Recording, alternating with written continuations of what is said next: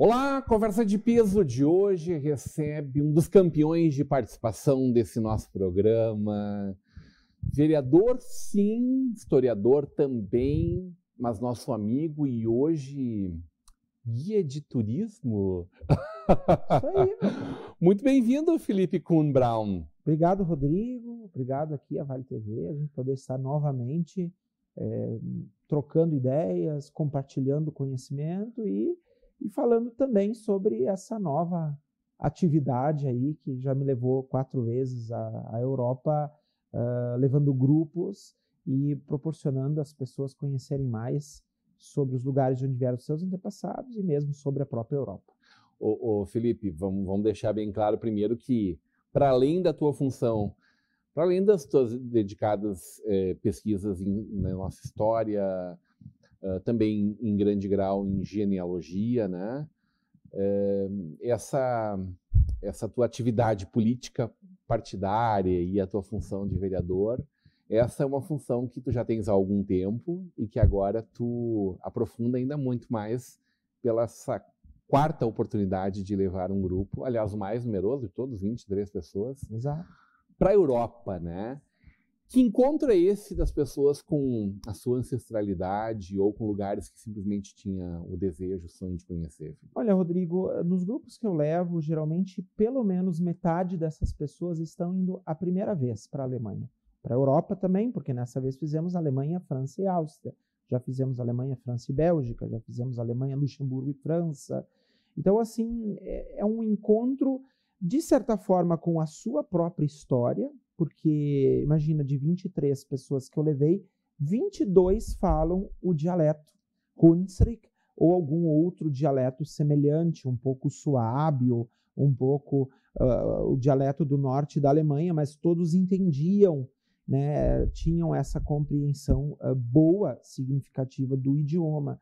Então, é uma conexão, é uma imersão em algo que, digamos assim, as pessoas muitas vezes dizem: nossa, eu estou relembrando aqui uma história que eu vou contar, que a avó, que a mãe, né? Por exemplo, 5 irmãos que estavam no grupo, eles são a 2ª geração no Brasil.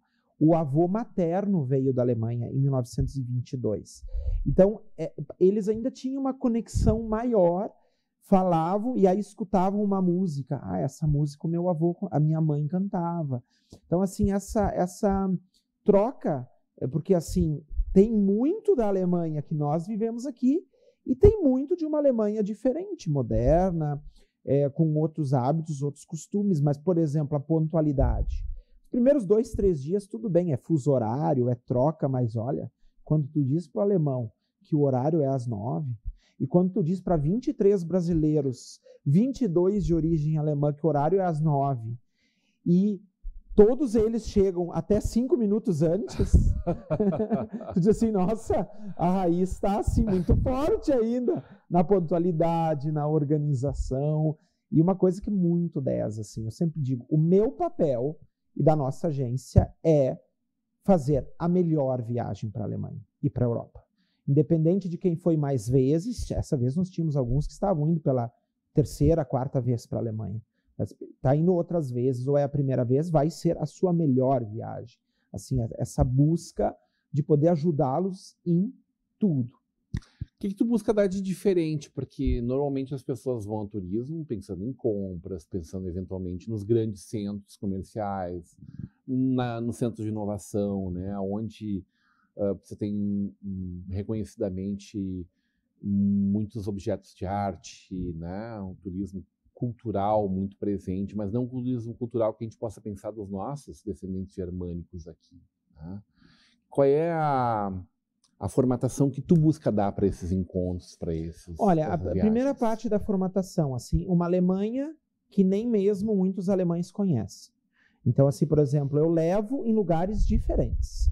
Eles vão ir na Catedral de Colônia, por exemplo, num roteiro. Eu nunca repito praticamente locais nos roteiros, para que a pessoa que foi num possa ir no próximo. E, felizmente, a gente sempre tem 2, 3, 4 até, que foram num grupo e estão indo no outro.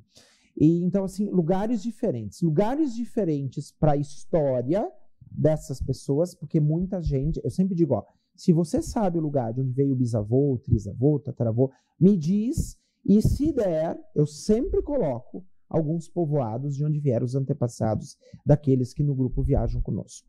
Agora, eu também coloco Trier, Mainz, Koblenz, Rotenburg, Obtertauber, que são lugares importantes para a história da Alemanha, que são locais importantes de onde vieram. Eram vários povoados que pertenciam a essas localidades.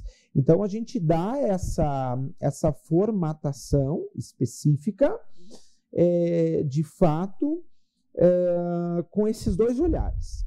Então, depois uma outra coisa, como você disse, a pessoa quer conhecer um lugar, a pessoa quer fazer compras.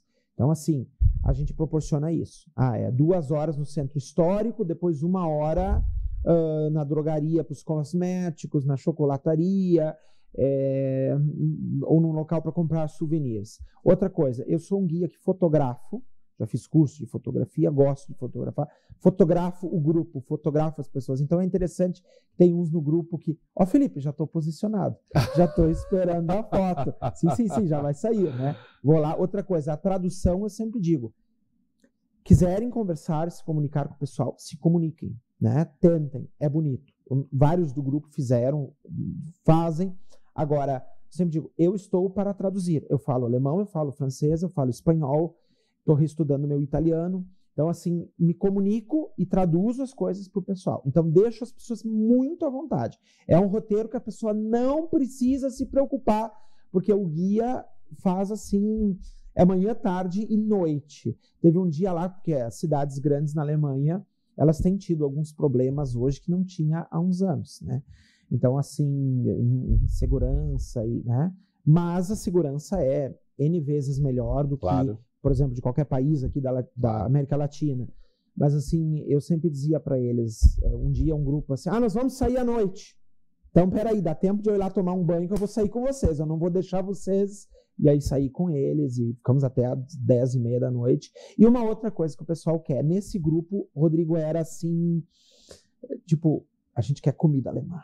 A gente quer Eisbein, a gente quer o Haxenfleisch, como dizem, né? Ou a gente quer cerveja. E aí os outros grupos, é interessante, porque às vezes eu levava, vocês não querem comer comida italiana? Vocês não querem comer um kebab, uma comida turca? Esse grupo não. Os 23 queriam comer comida alemã o tempo inteiro, do primeiro ao último dia. Eu ia fazer bem no meio dessa turma aí, eu ia estar tranquilo. Pois essa conexão com raiz, essa conexão com a gastronomia, com a bebida, né? Eu digo assim, eu não posso beber, porque eu sou guia.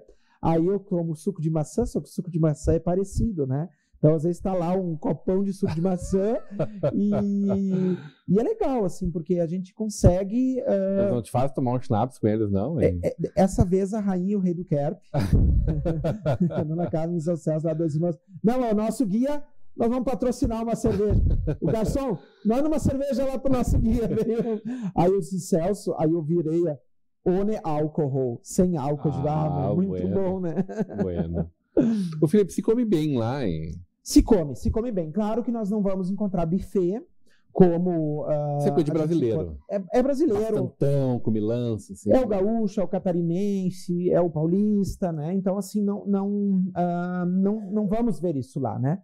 Mas, ao mesmo tempo, assim, uma gastronomia bem diversificada, muitos pratos típicos diferentes, muita bebida, tipos diferentes de cerveja. Então, assim, o pessoal gosta, se sente assim.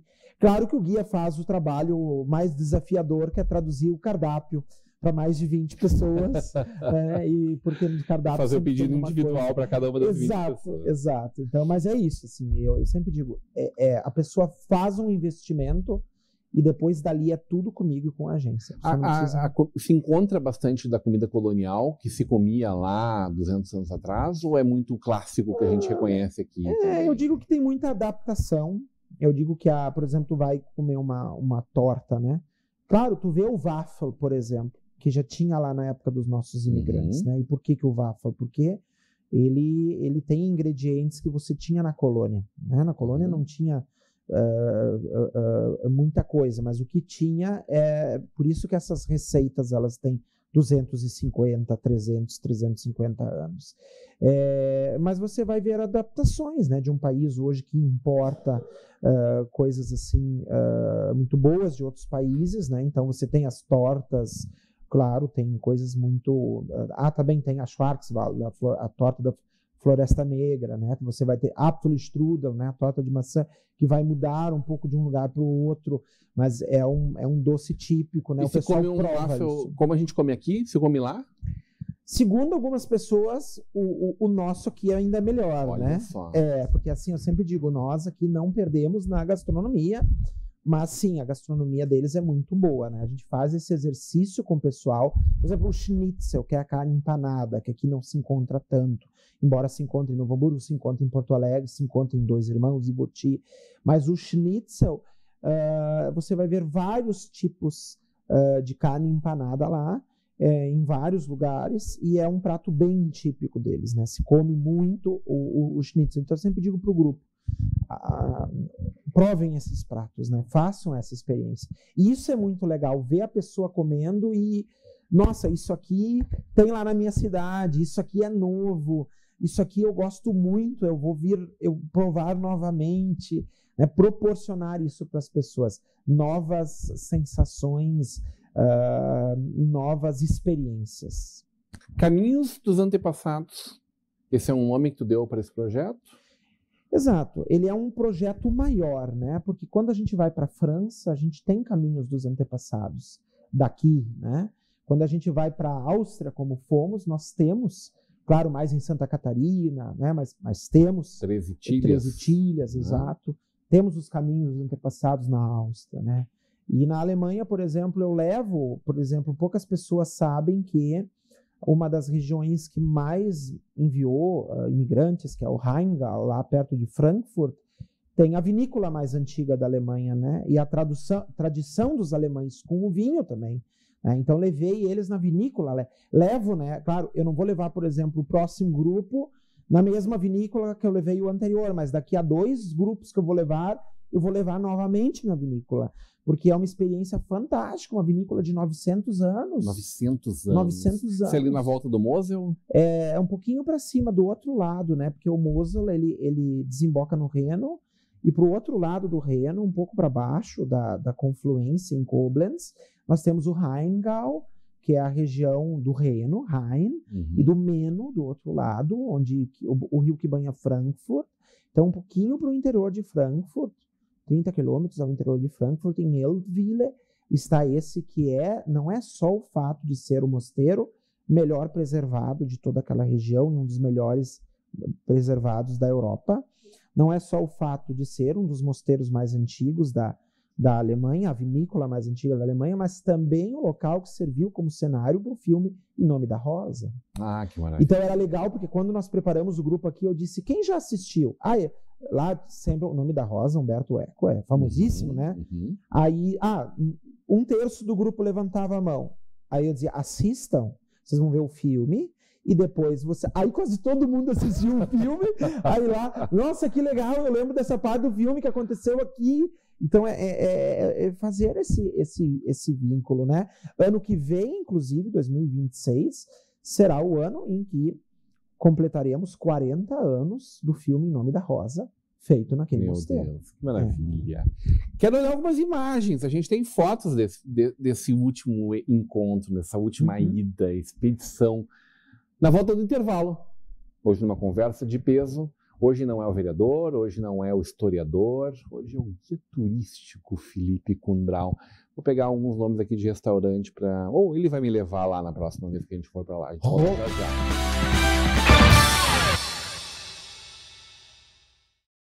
Hoje em dia a gente tem acesso rápido a tudo que a gente precisa, bem aqui na palma da nossa mão, não é mesmo? Alimentação, transporte, finanças, tudo isso está a um simples clique de distância. Mas você sabia que o mesmo pode ser dito quando o assunto é segurança da sua empresa, do seu condomínio ou da sua família? O QR Token é um aplicativo completo, desenvolvido especialmente para oferecer segurança e tranquilidade para a sua vida. Com o QR Token, você tem acesso rápido e simplificado aos principais itens de segurança. Dá para acessar as câmeras das áreas comuns, enviar convites para os seus visitantes e até mesmo transformar o seu celular em uma chave única de acesso. E tudo isso com criptografia de ponta, o que garante o sigilo e a proteção dos dados de todos os usuários. Baixe agora mesmo na loja do seu aplicativo e simplifique ainda mais a sua vida.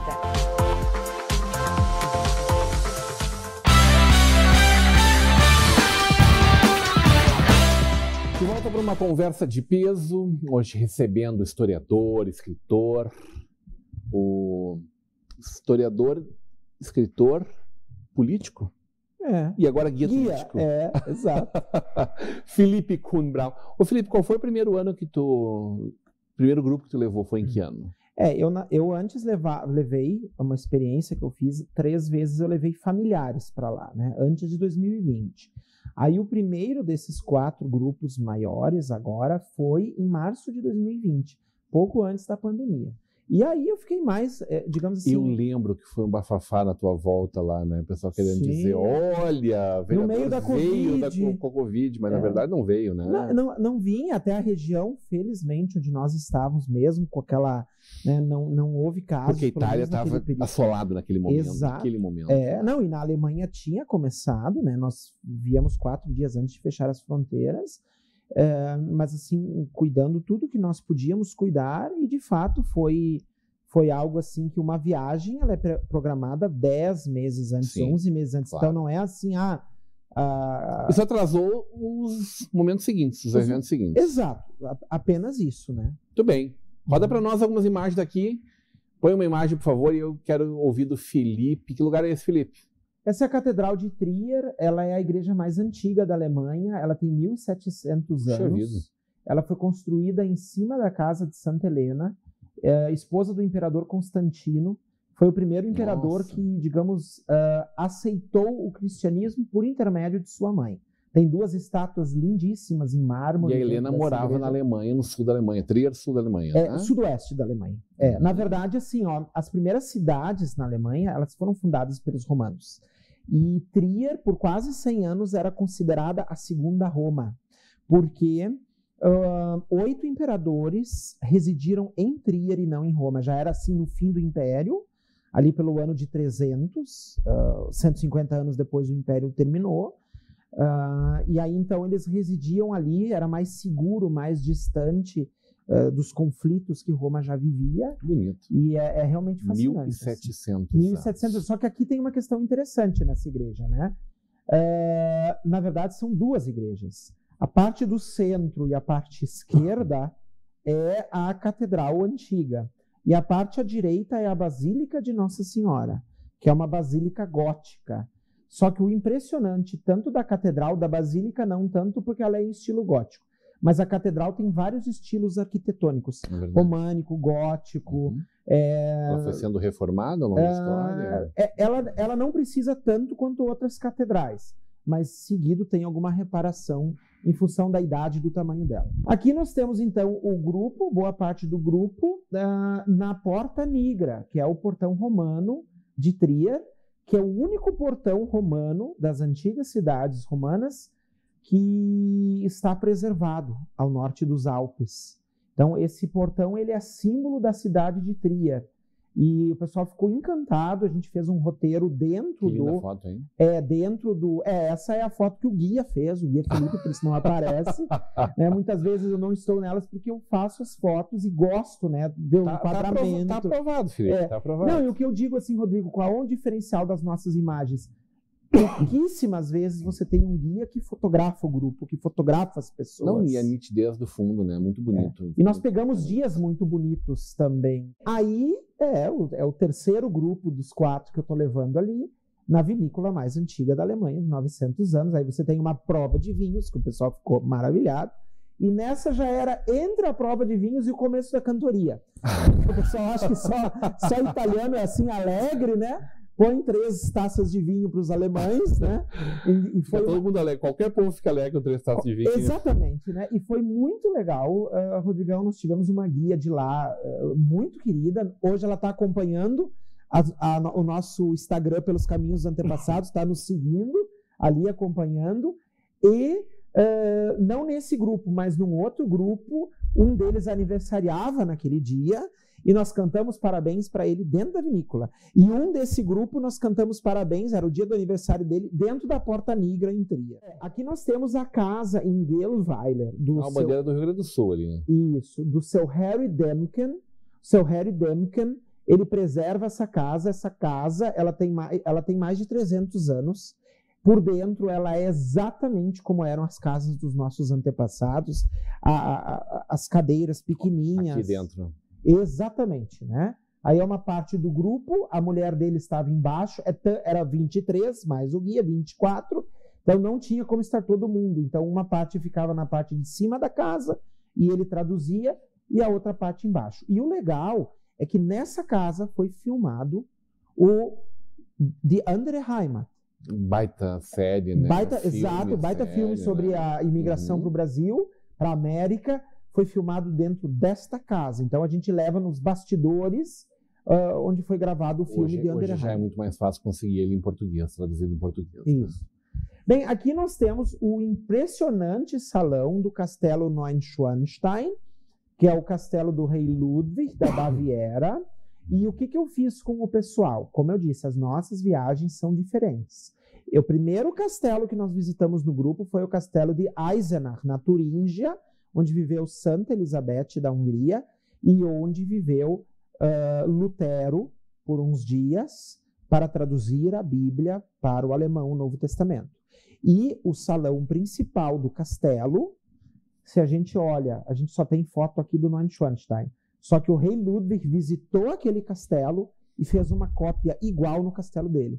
Então eu levei o primeiro castelo, era o Eisenach, e eu dizia para eles, fotografem esse salão, vejam esse salão. Depois, o último que nós vamos visitar no penúltimo dia, vocês vão ver a mesma cópia do salão no castelo do rei Ludwig. Esse não é o castelo que depois virou modelo para o Walt Disney? Exatamente, é esse castelo.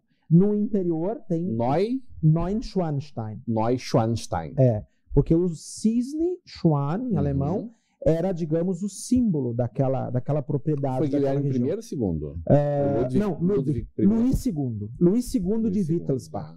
Aqui nós temos um passeio na Áustria, em Salzburg, em raízes, Salzburg também, alguns imigrantes, na verdade, vieram para o Brasil de Salzburg, mas aqui nós temos a casa onde nasceu e viveu até o início da sua adolescência, nada mais, nada menos do que Wolfgang Amadeus Mozart. Então, estamos falando de uma casa tricentenária. Isto, e o detalhe, aqui nós temos uma flauta, um objeto dele, né, uma flauta e um de canto. Mozart vinha de uma família abonada, vê o tamanho, quantos andares a casa tinha, vivia toda a família lá, não era uma família pequena. E Mozart é um dos gênios da música, né? Sim. Ele falece em Viena precoce, com 35 anos.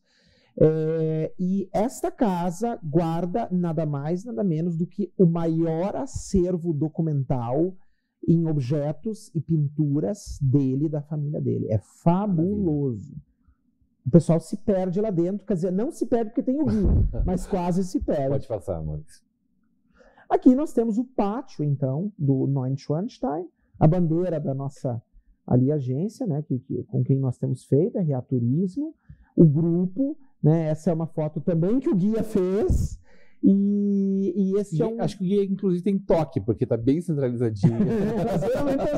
E elas já são instagramáveis, uma boa parte delas, ou na horizontal, bem detalhado, né? Bem como você disse, ó, não corto ninguém, não corto o cenário. Tipo assim, ó, cortou a parte de cima do castelo. Pensar, não, exato, né?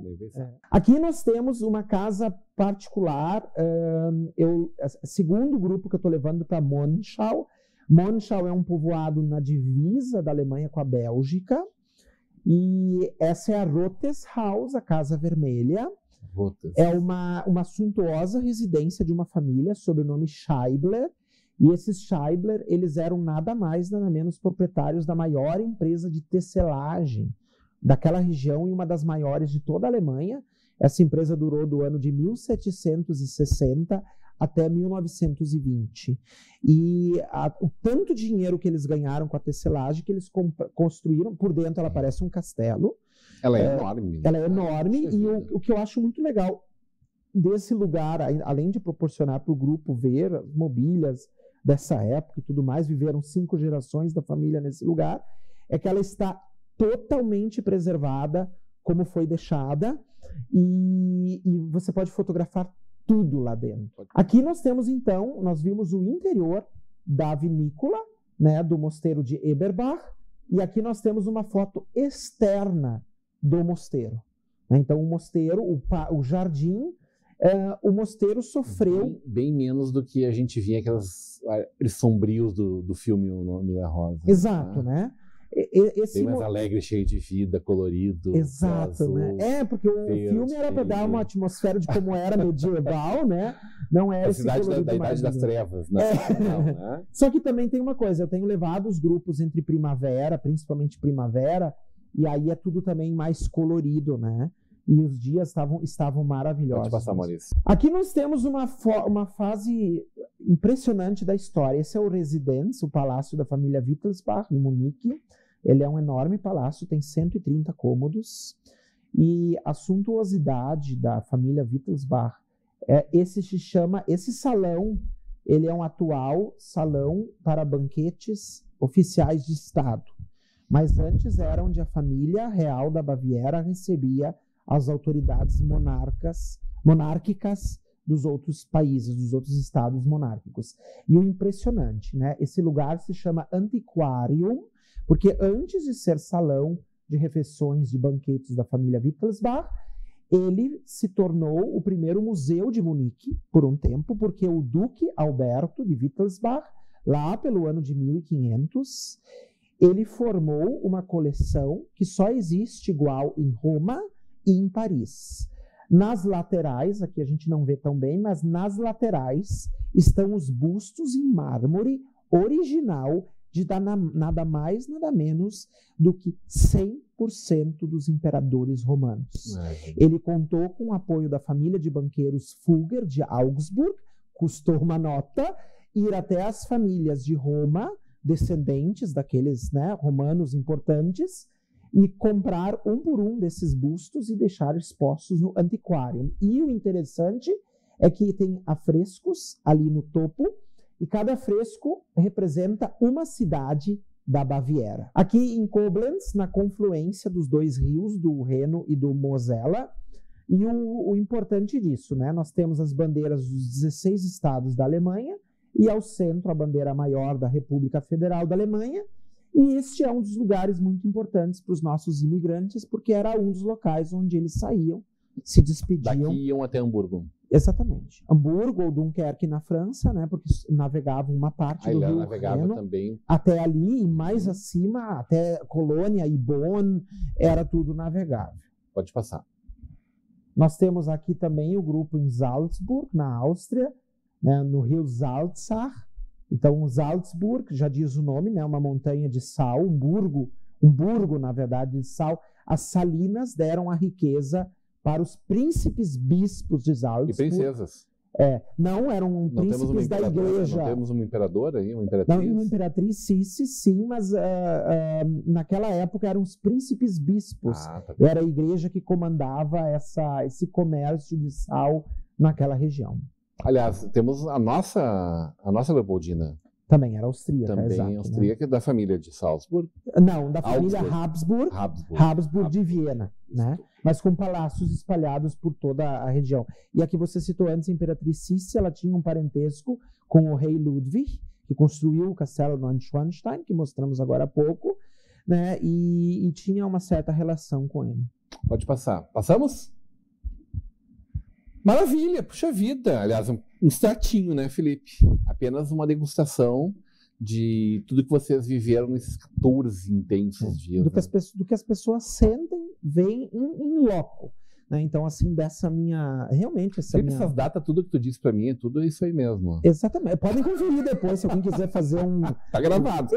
Essa é a vantagem, né? Pra quem quer conferir. Eu acho fantástico. É uma memória e um conhecimento, uma cultura riquíssima. Sempre bom aprender contigo, porque Isso a gente sempre bebe direto da fonte. Vou dar um spoiler, porque o Rodrigão aqui sempre divulga o nosso trabalho da sua forma ampla, e agora eu daqui uns dias vou começar a publicar, ou daqui umas semanas, guias das cidades de onde vieram os nossos antepassados. Então eu estou fazendo um estudo específico dessas cidades, dessas localidades. Então meu antepassado veio de Trier. Eu vou pegar esse guia, eu vou ter todos os principais pontos turísticos e a história da cidade, eu vou poder ir para lá e ter acesso a partir desse livro a esse conteúdo e depois dessa vivência na prática. Maravilha! Sempre muito bom falar contigo e esperando, né, a nova temporada do nosso Unser e Família. Em seguidinha, é isso? Boa informação para os nossos telespectadores que de rincões assim distantes e próximos acompanham o Unser e Família, né, que logo já teremos, a gravação. Exato, reiniciaremos as gravações e o nosso Unser e Família. Obrigado, Felipe. Obrigado, Rodrigo. Obrigado, Vale TV e a todos os nossos telespectadores. Bem, hoje numa conversa de peso com historiador, jornalista, escritor, guia de turismo, nosso vereador Felipe Kuhn Braun. Continue com a programação da nossa Vale TV, no oferecimento de Sicredi, Pioneira, juntos construímos comunidades melhores, Faculdade INH, que você vive o conhecimento, Mercator Feiras e Eventos e o apoio de Locfer Fechaduras e Acessórios. Continue com a programação da Vale TV e da nossa rede Comunidade de Televisão.